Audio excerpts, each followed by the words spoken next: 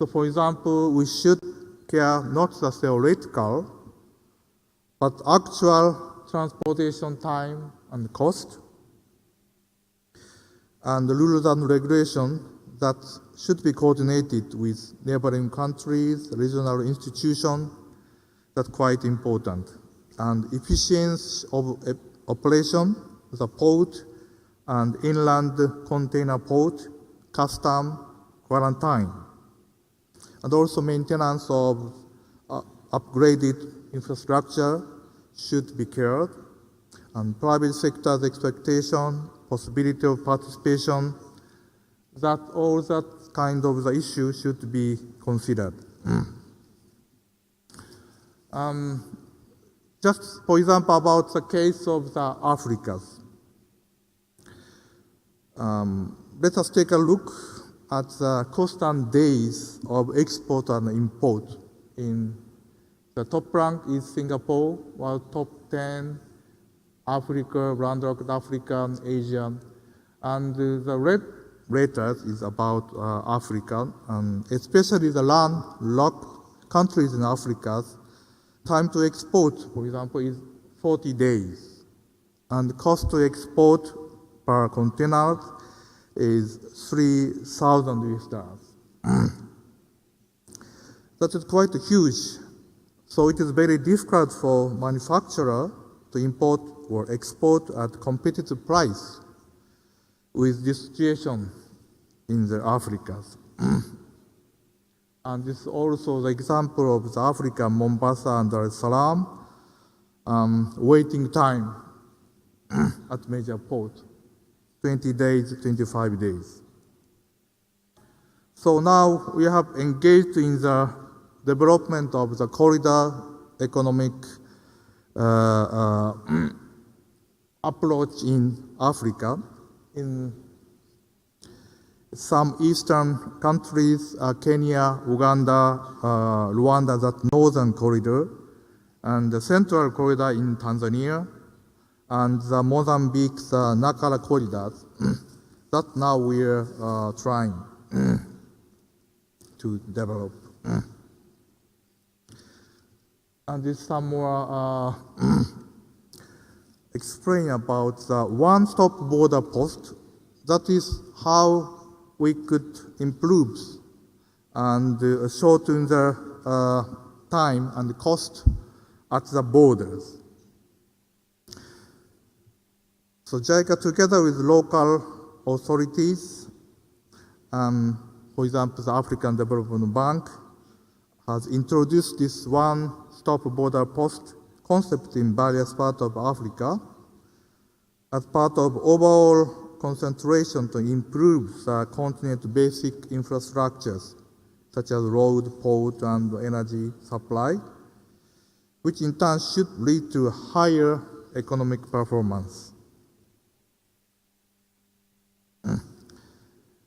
And also, we have developed and assisted the custom capacity building of the custom officer, but also the importance is the central part of the ministry to improve the custom procedures. And that also JICA is assisting in by technical assistance program.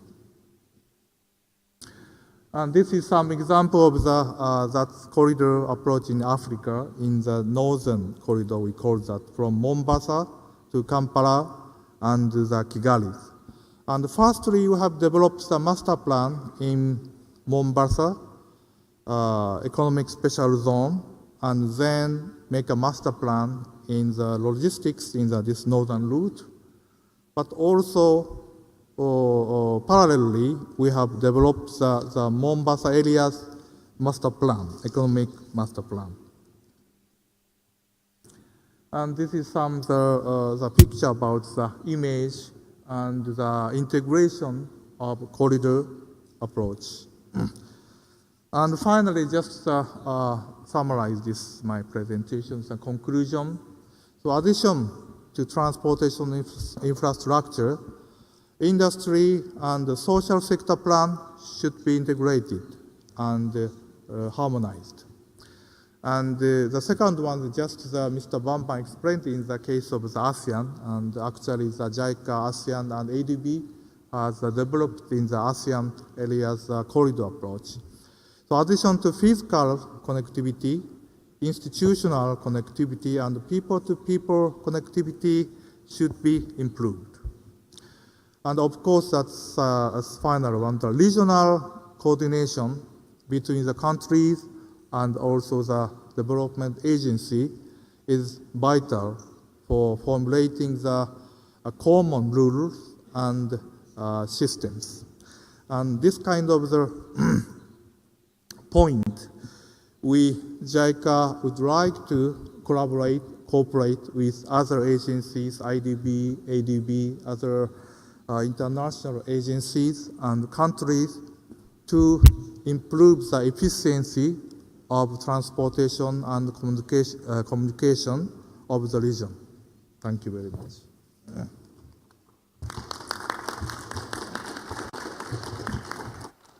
Thanks to Mr. Mori from JICA, and that clearly shows the importance of partnership and support to the regional initiatives requests and continuation of pursuing the roles of MDBs and regional partners.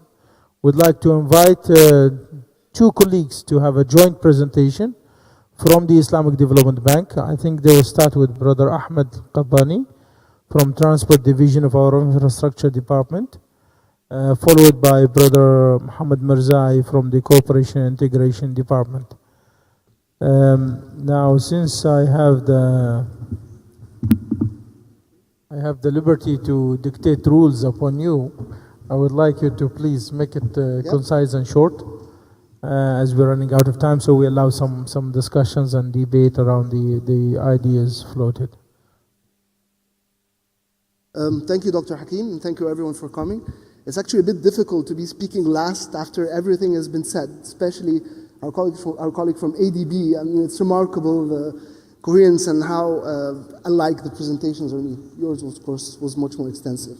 What I'll try to do here is just give everyone an overview, very, very quick overview, since we're going last, of what IDB has been doing in this area of regional integration and transport regional corridors. So I'll start with just a very, very brief background about the IDB member countries. Now we have actually 57 member countries with 1.7 billion people. However, these 23% of world population only produce 11% of the world GDP. Now there are many, many reasons for that. However, the main barrier against this changing is actually infrastructure. Now, just to give you a very, very quick overview, our member countries actually have a very poor transport infrastructure. For example, in road length per 1,000 people, our member countries have 2.5 kilometers for every 1,000 people compared to about 15.5 kilometers for developed economies. The road density, for example, is about 126 kilometers for 1,000 square kilometers. In developed countries, it goes up to 480 kilometers per 1,000 square kilometers. And so on and so forth. Same with railway, same for railway density, and of course, same even for maritime transport. So if anything, this gives you an indication of what we've been requested to contribute to at the South-South Multilateral Development Bank. So most of our contribution, as you would guess, as you would think, has been, as our countries requested, focused on basic infrastructure. Have hard components, basic infrastructure. Now, our strategic plan, historically, over the past 40 years, were aimed at addressing this economic development challenges in our member countries through this hard infrastructure. We have been focusing on basic services sector, rural development, may it be energy or accessibility or clean water supply, and basically bridging this gap to basic services. Now, again, a very quick overview. Over the past 40 years, we have been growing rapidly, and so have been our infrastructure operations. Now, the first 33 years of IDB being in business, we financed $13 billion worth of infrastructure projects. Now, over the past 2 years, 2014, 2015 only, we financed $8.4 billion. So as you can see, there's a massive increase in our operational size, and this has been mainly focused on hard infrastructure.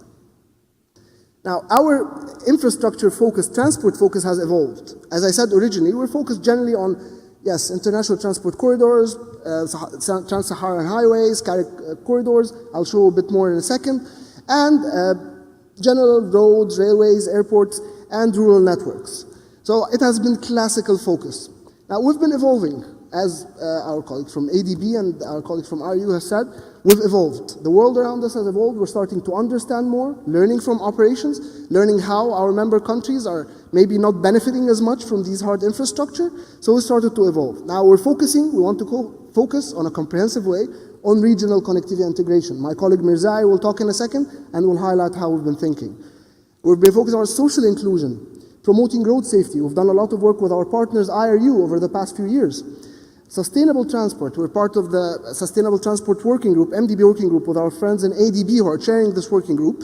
And you saw yesterday our climate change and transport event. And now it's worth mentioning, now feeding into the Turkey presentation, only yesterday we've approved our first sustainable urban transport program with 150 million euros.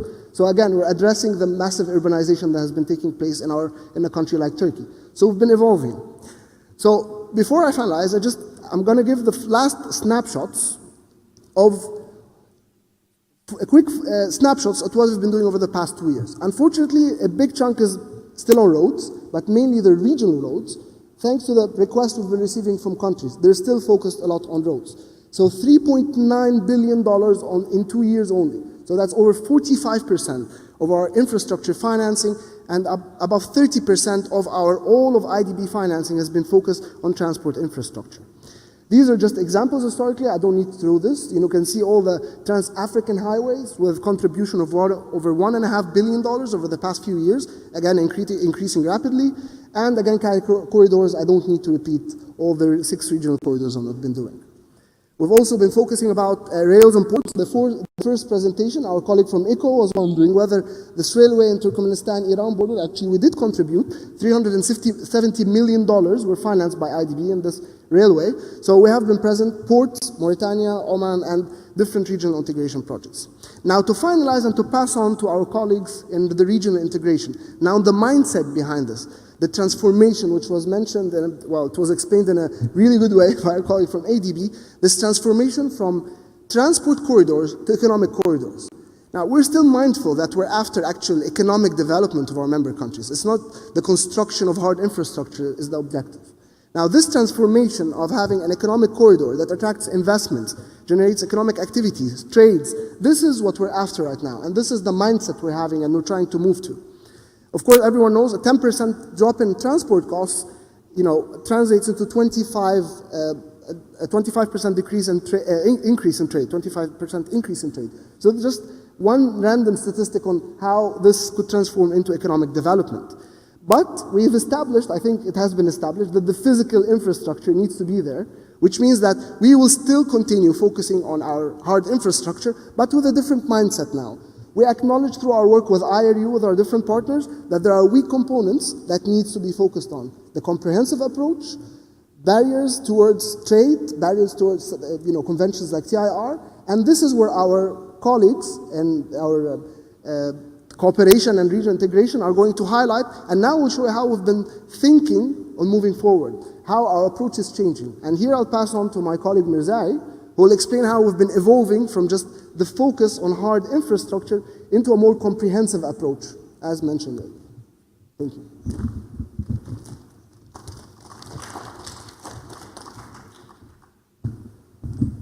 Thank you very much, Brother Ahmed. Actually, I will just shed a light on, this is the last presentation of our seminar. I will shed just a light on IDB 10-year strategy and what we are going to do within the 10-year strategy, how's the approach of the bank. Actually, it is a kind of a paradigm shift in IDB's approach towards, supporting regional cooperation integration among member countries. This is a kind of a snapshot indicating the major pillars, major components of our 10-year strategy. Started from last year, as you see, one of the major strategic objectives of out of 3 objectives is connectivity. It is focusing on South-South cooperation between member countries. Of course, as it is highlighted by the other speakers, it is a kind of a outward-oriented cooperation. It is promoting cooperation within IDB member countries and within the IDB countries and the rest of the world. And in order to realize it, there is out of 5 pillars of the strategy, one is cooperation between member countries, focusing on economic cooperation integration in OIC member countries and different sub-regions. This is actually a kind of a paradigm shift in IDB's activities. Those who are familiar with IDB's operations, you know that we had in the past a lot of interventions, operations in different parts of the world, supporting regional cooperation integration, but there was no solid sort of strategy and policy supporting IDB activities as an upstream document, supporting, guiding IDB activities in the field of transport, regional connectivity, transport, energy connectivity among member countries. Here, the change is really serious. We are going to move from a country-focused strategy, which is being followed up by under our member country partnership strategies, to a regional level planning. It is we are going to move from country level to regional level planning, and then from hard infrastructure, which was traditionally focused on hard infrastructure. Now the bank is moving to contribute to facilitation of trade, facilitation of transport, corridor development initiative. So it is a kind of a move and transition from hard to soft infrastructure in the region. I just want to introduce how we are going to, to align our project cycle and our planning cycle with this 10-year strategy in support of regional cooperation integration. We have a 10-year IDB Vision 2020 and 10-year strategy aiming actually out of main pillars, as I explained, to support regional cooperation integration. Based on the upstream documents that we are now in the process of preparation of IDB's RCI strategy, we are learning from the experiences of Asian Development Bank and other sister institutions like African Development Bank. And the regional cooperation integration strategy is being translated to sub-regional programs. So just tomorrow we are going to have a first sub-regional program for Central Asia. It's a special program for Central Asia. So the strategy is being translated to program, and the programs will come up with regional projects actually. So it is a kind of a cycle to translate a strategy to action through programming instruments, which are the sub-regional programs for different sub-regions. We have 4 sub-regional programs for Central Asia, one for South and Southeast Asia, the other for MENA region Arab countries, and then the other for Sub-Saharan Africa. So these sub-regional projects will be included in IDB portfolio of pipeline of regional projects, and then they will be cascaded down to national components and will be included in country programs or member country partnership strategy. Once we come to the project level, there will be two sets of projects with financial gap and project without financial gap. When there is no financial gap, then government and IDB will together finance the project and implement it. But if there is a financial gap, then we'll establish RCI financing facility and also co-financing arrangements with development partners. This is just a kind of a look at to KPIs that we are going to achieve within the 10-year strategy. According to our 10-year strategy, actually, we are going to develop, the main pillars are increasing trade, investment, and regional connectivity and activation of trade corridors in different sub-regions. Within the RCI strategy, there are some certain KPIs, actually performance indicators, particularly allocation of 15% of IDB actually approvals to regional cooperation integration in the next 10 years, which will be above $7 billion. Financing intra-regional trade will be increasing in the $54 billion, and then to increasing intra-regional trade and investment insurance to $25 billion, and then financial facility dedicated to RCI will be established amounting to $2.5 billion. These are the KPIs that we are going to really follow up and to try to achieve. Our cooperation pillar of our 10-year strategy has three main areas of focus. One is trade, investment, and regional infrastructure connectivity.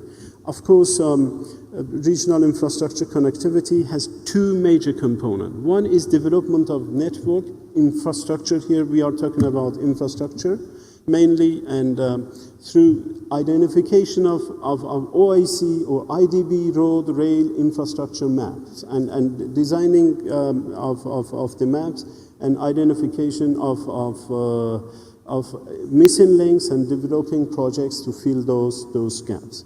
So in order to do this, we have already started a GIS database, transport GIS database, in a digital environment. The geo-mapping of road, railway, and maritime transport has already been started.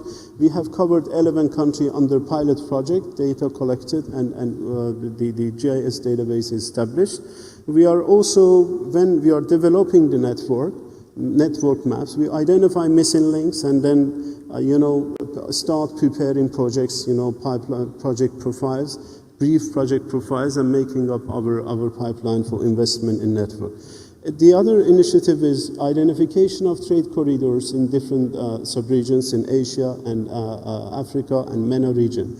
Here we are talking about mainly on the soft side of the issue. Transport corridor development initiatives of IDB is mainly being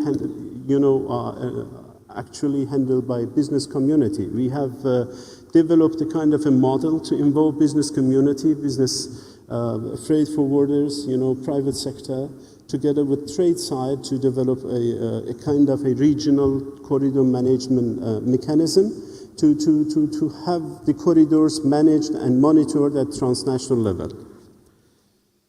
So this is about GIS database that you can see the first samples of our GIS database. This is for Central Asia and South Asia regions. We are doing it with the red ones are the network of internationally important railway network, and the yellow ones are the projects defined by the member countries to upgrade their network. So this enables the bank to come up with a kind of investment plan for upgrading the regional transport network. This is about the corridor development initiatives, and actually the last slide, I don't want to go further, is the actually monitoring the regional developments and connectivity developments in different sub-regions. For example, in Asia, we have Asian Development Bank, we have ESCAP, UNEC, ECHO, and the others. GIS system that we have developed, we will create some layers for each institution to monitor the regional cooperation initiatives in different sub-regions. So with this, I just, because of the time constraints and there is a meeting after hours, I skip this a few slides. The recommendation that we want to really to make in this meeting is to really to establish a kind of a coordination platform. In different sub-regions, we have development banks, regional organizations, development partners, working, in parallel to develop, connectivity among member countries. But what IDB is, as a kind of a flagship initiative, is developing, is to establish a kind of a platform with participation of development partners and regional cooperation organizations to harmonize and coordinate their policies and activities actually in this area. For this purpose, tomorrow we will have the first IDB consultative forum with regional cooperation organizations with participation of over 15 regional organizations from Africa, Asia, and Middle East. So with this, I come to the end of my presentation. Thank you very much, Mr.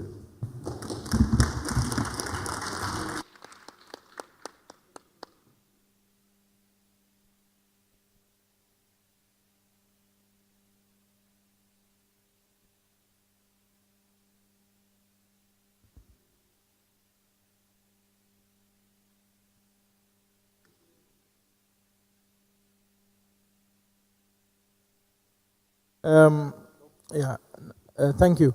Thanks a lot for sharing this information with us and the update. And I would like to again recall for the regional cooperation organizations meeting that will be established for the first time tomorrow as a forum, where regional organizations, mostly political established one, but we also welcome and invite MDBs and other international cooperation organizations to join us, and the purpose of which is to try and coordinate and streamline some of the initiatives for regional corridor enhancement and regional projects. I think with the time running out and we have the colleagues for the upcoming event waiting for us, I would like to ask one specific question for the core reason why we are all here and why we are all established as organizations is our member countries.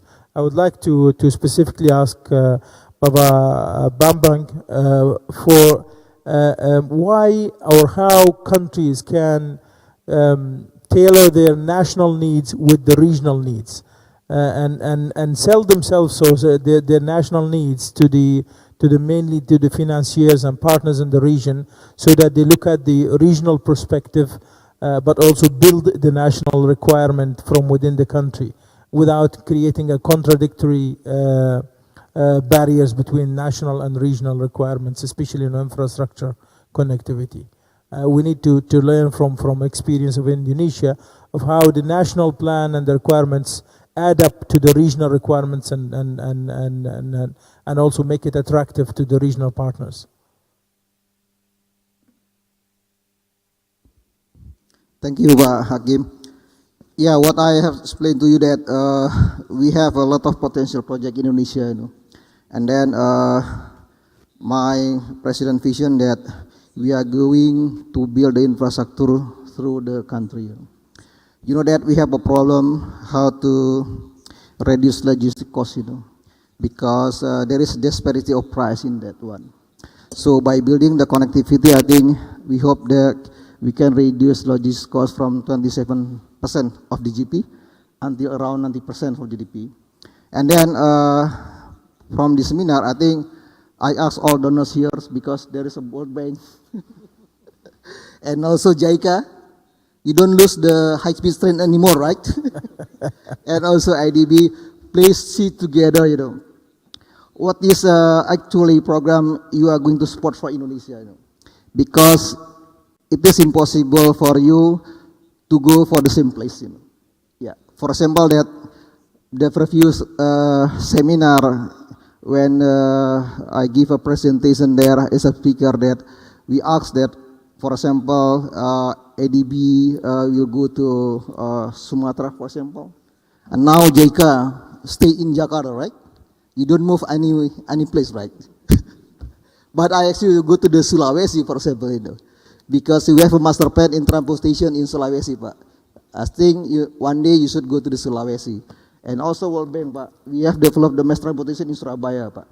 That's, I think, a good example. I don't know for IDB aja loh. That's why I'm waiting for IDB. What is interesting project that you are going to support in Indonesia, you know? Okay, then you are interesting for the southern out of Java for the route, you know. We call it Pansela, you know. I think we're coming up with more interest on the maritime corridor establishment, and that will directly benefit Indonesia's priorities. I think. Yeah. That's new areas for regional connectivity that we're looking at. Yeah. Now I'm really obliged to end up and close the session. We started a bit late, and colleagues for the next session, like to just maybe wrap up with some keywords for regional connectivity and corridor enhancement. I read from the different perspective and inputs: political willingness, business case, involvement of private sector in different formats, engagement of other partners that would promote all these regional connectivity. We would like to continue some of these issues tomorrow with the discussions with the regional cooperation organizations at our 9 o'clock session with the regional cooperation organizations. I'd like to thank all of you again from Asian Development Bank, JICA, ECO, from Indonesian Ministry of Planning and Development, from the Turkish Railway Authority and International Road and Transport Union, and colleagues from the Islamic Development Bank for joining us today, and wish you all the best, and we will share with you, inshallah, the outcome of this session. Thank you very much, and thanks to all audiences for following up the discussions with us. Thank you.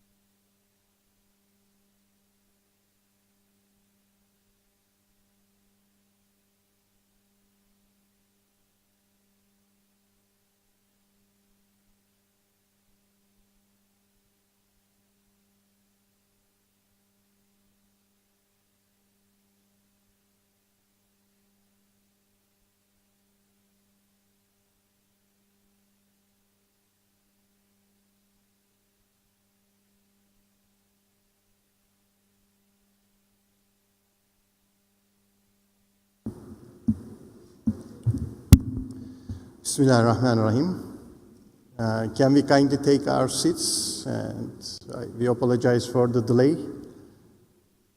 So Jeff will be leaving at 5 because of his flight, so we have to be sharp. So I would like to welcome you all to this session on SDGs. So Jeff Sachs needs no introduction. So we all know him, and he is the advisor of the Secretary General of the UN on SDGs. And today he will be sharing his views about the 2030 Agenda for Sustainable Development Goals. So I would not want to delay further because of time limitation, and I would like to invite Jeff to make his initial remarks. Please.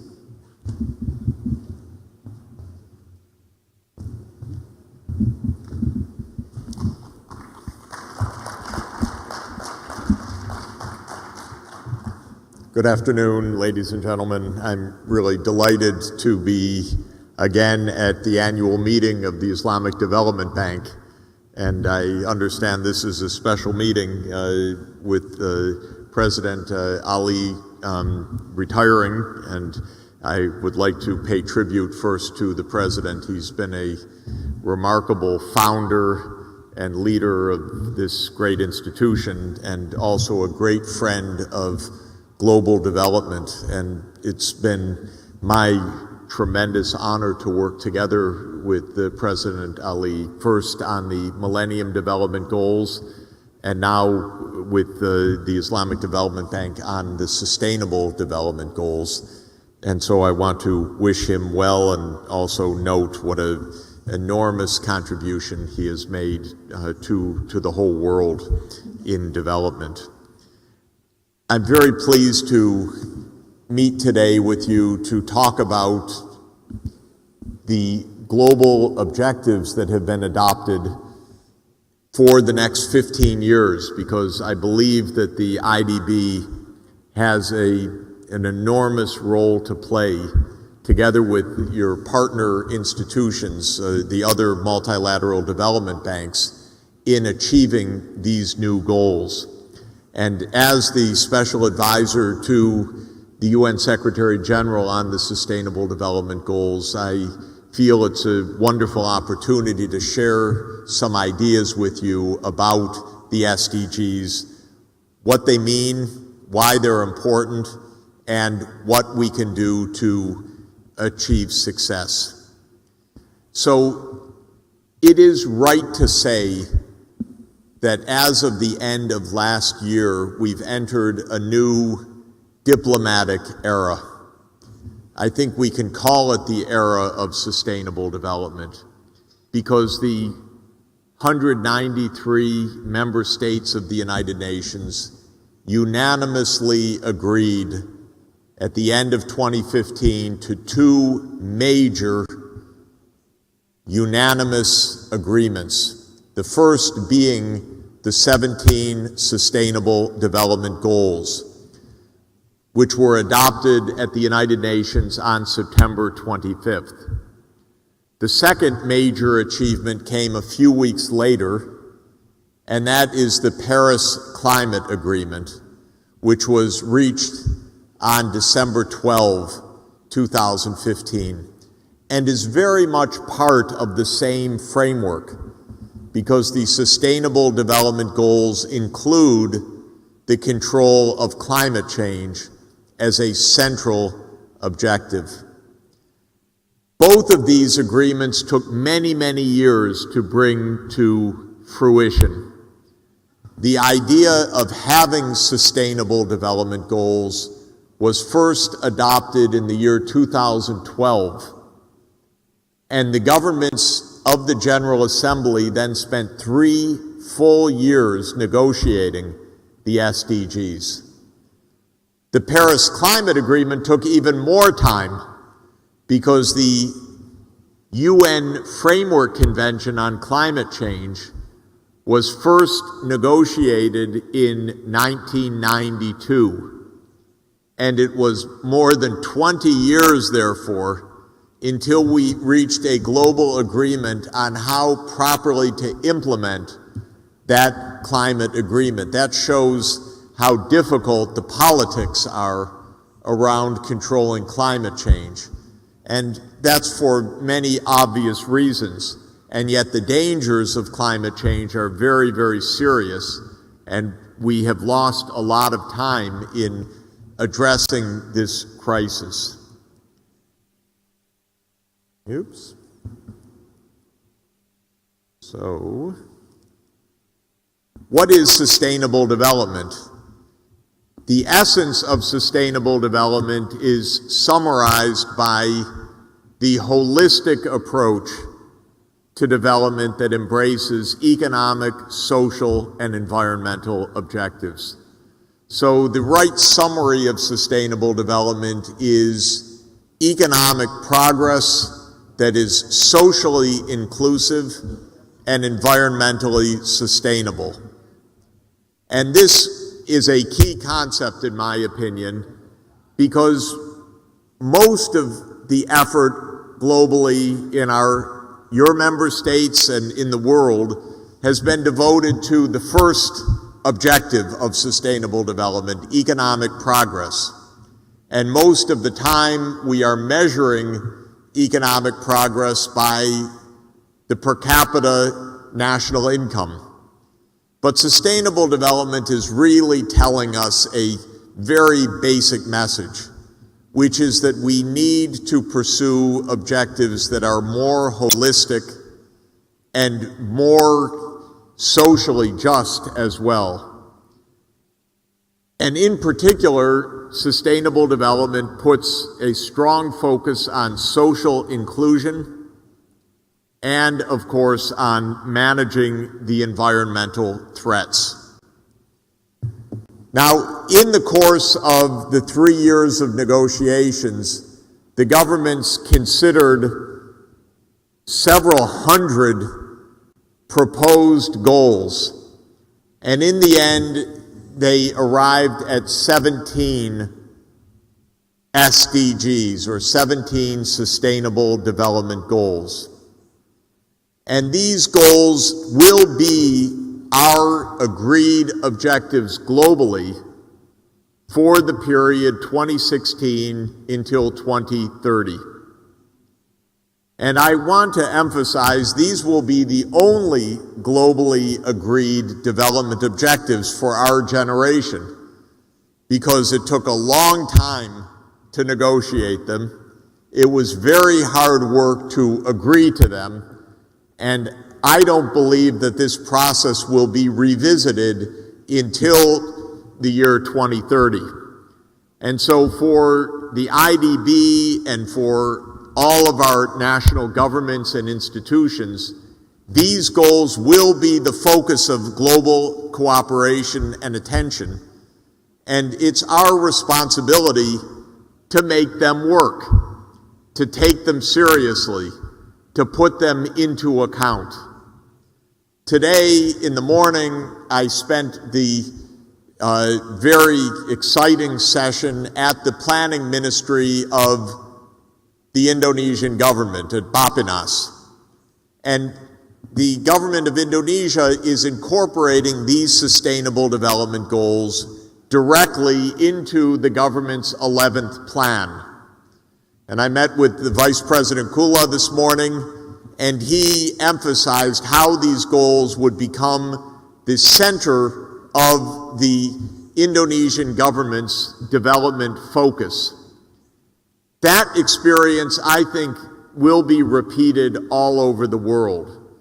That every government will move now to integrate this basic globally agreed strategy into the national plans.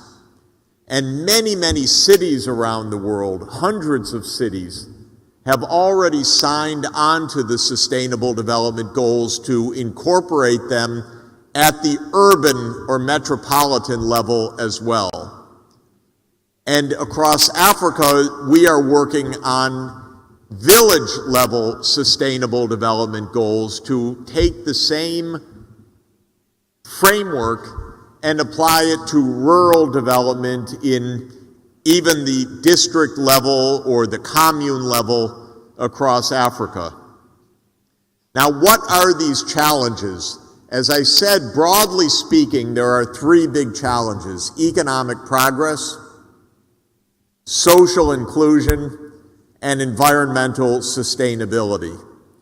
If we unpack them a little bit, I can list the following that are, I think, the central themes of sustainable development. First is ending extreme poverty. You know, the Millennium Development Goals, which this bank played a very important role in, aimed to cut the rate of extreme poverty by half between 1990 and 2015. The Sustainable Development Goals, number one, SDG number one, aims to end extreme poverty by 2030. This is a very, very big challenge for many of the member states of this institution. But I think that it is an achievable goal requiring a tremendous increase of focus and effort, but one that is worth undertaking.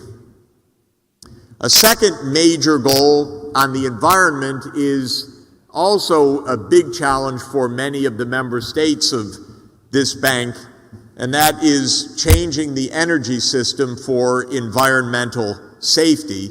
I'll return to that in a few minutes. Another set of goals involves agriculture.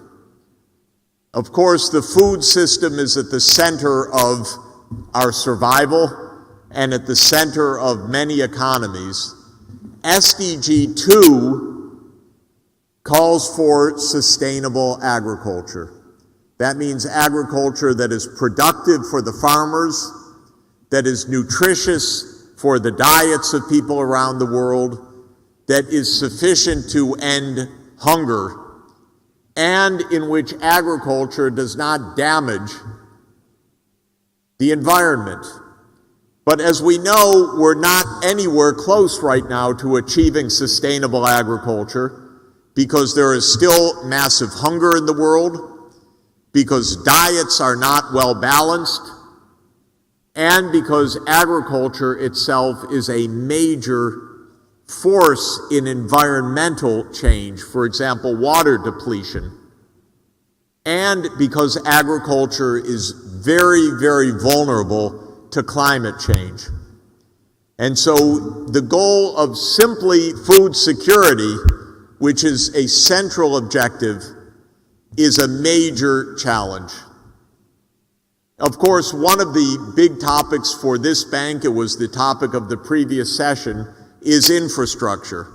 And SDG number 9 emphasizes the importance of sustainable infrastructure for roads, for power, for connectivity, and that is a central goal. Also, sustainable industrialization, so that industry is both environmentally sustainable, and so the poorest countries of the world, many of which are member states of the Islamic Development Bank, achieve a breakthrough to industrialization. SDGs 3 and 4 are about human capital. SDG 3 calls for universal health coverage. Remember that in the Millennium Development Goals, 3 out of the 8 goals focused on health, and big progress was made in controlling several diseases, AIDS, tuberculosis, and malaria among them. In the Sustainable Development Goals, SDG 3 goes even further and says we need health systems that are providing universal access. And again, in Indonesia today, we discussed the fact that the government has moved to a universal health insurance system, but with a great many challenges, very difficult problems of budgeting, finance, and implementation. And this will be true of many countries around the world. SDG 8 is extremely important for all of our member states, and that is decent jobs for all, because many of the countries are experiencing high rates of youth unemployment, and often this is because young people have not been enabled to obtain the skills that they need for quality jobs. And so skill development and high rates of youth employment is a major theme of the Sustainable Development Goals. And finally, one of the pillars of the Sustainable Development Goals, as I mentioned, is social inclusion. This is a challenge in every part of the world, rich and poor alike. Income inequalities have widened. Discrimination against minority groups is a very serious challenge. The crises of migration that have been in the headlines day after day in recent months because of the Syria crisis are also cases of social exclusion. Gender inequality and lack of rights for girls and women, a very serious challenge addressed by SDG 5. Indeed, these sets of crises are so severe that just 2 weeks from now, actually less than 2 weeks from now, the World Humanitarian Summit will meet in Istanbul to take up these challenges. So this is a full agenda. It is a complex agenda. It is not an agenda for poor countries, it's an agenda for every country. And I know my own country, the United States, falls very far short of many of these goals. And so this is a framework that absolutely needs to engage every part of the world. Of course, we have some good news. This is not just utopian thinking or hopeless optimism. The Millennium Development Goals achieved a lot of progress. And a lot of the countries represented in this bank achieved tremendous progress in reducing poverty rates during the period of the MDGs. At a world level that's shown by the red line here, the World Bank calculates that extreme poverty declined from 37% of the world's population in 1990 to 9.6%, from 37% to 9.6% in 2015. This is very heartening news. And in Africa, the poverty rate declined from about 58% in extreme poverty down to 37%, according to the World Bank's estimate, in 2015.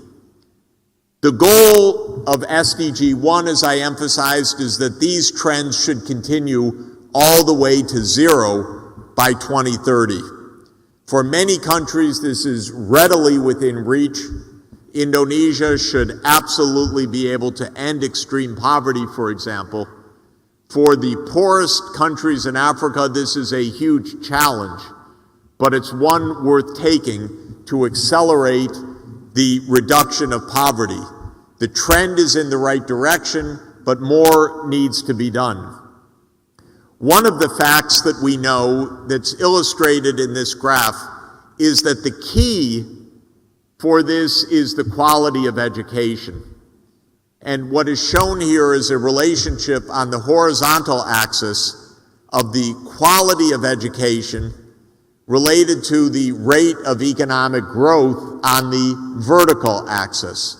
And countries that are high performing in educational attainment are the countries by and large that are growing rapidly and reducing poverty fastest. And so an emphasis on quality of learning, on completion of secondary education, on gender equality in school attendance and completion are all central also to the goal of ending extreme poverty. Now, there has been good news, but there's also some very difficult news, which is why these goals were adopted. I would say there are 4 big unmet challenges. First, there is still nearly 1 billion people in extreme poverty, and many of them are member states of the Islamic Development Bank. And it is our highest responsibility to help those countries escape from the trap of extreme poverty. The second unmet challenge, as I mentioned, especially, for example, in my own country, is rising inequality. So even countries that have made rapid economic progress have often experienced significant increases of inequality of income and social tension that surrounds those rising gaps of wealth and income. The third major factor is unprecedented environmental risks, especially from human-made climate change and the destruction of ecosystems. And the fourth big challenge is we're too good at war and we're not good enough at solidarity. And so we're spending a tremendous amount of time and lives in conflict when we should be attending to the urgent challenges of development. These are really, in my view, the most important of the unmet challenges of sustainable development. Now, let me turn to a couple of these issues in a little bit more detail, if I might. Trying to go back one slide. There we go. I think we all appreciate that the reason that the Climate Change Treaty was adopted last December, and the reason that SDG 13 calls on all countries to fight human-induced climate change, is that we have already arrived at a very significant, deep climate crisis. And this map is the map produced by the U.S. government, the National Oceanographic and Atmospheric Administration, showing the excessive warm temperatures around the world in the year 2015. It's a map of the so-called temperature anomalies. Wherever it's red, it means hotter than average, hotter than the average of 1951 to 1980 during last year. And what you see is, of course, the entire planet is red, with only very, very few exceptions out in the oceans. Last year was the hottest year in the entire record of instrument measurements of Earth's temperature, which goes back to 1880. Last year broke every record by far. And this year, every single month of 2016 so far has broken the record for that individual month. And April was the warmest month ever of any month compared to its previous history. So we are already deeply on the path of global warming, and the threats are extremely high.